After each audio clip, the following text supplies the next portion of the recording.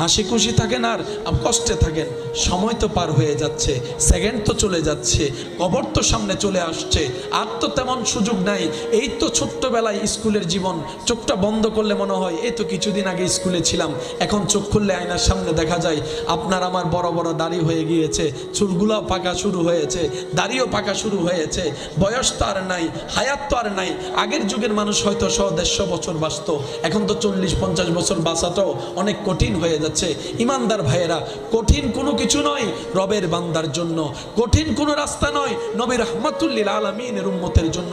আমরা গুনাহ করেছি, করব, রব্বুল আলামিন জানে। তাই তো আমাদেরকে বাঁচানোর জন্য রব্বুল আলামিন আগে থেকেই তওবার দরজা খুলে দিয়েছেন। সুবহানাল্লাহ।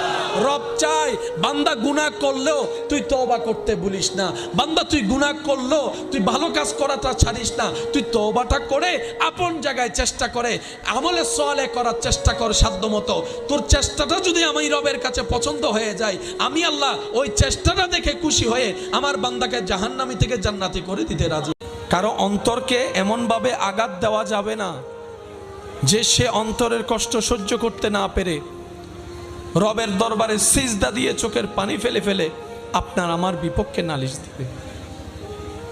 ওই এক একটা ফোঁটা চোখের পানি আপনার আমার জন্য পাহাড় সম পরীক্ষা হয়ে চলে আসবে। কারণ রব নিজের হক মাফ করলেও বান্দার বিন্দু পরিমাণ হক মাফ করবে না। এটাই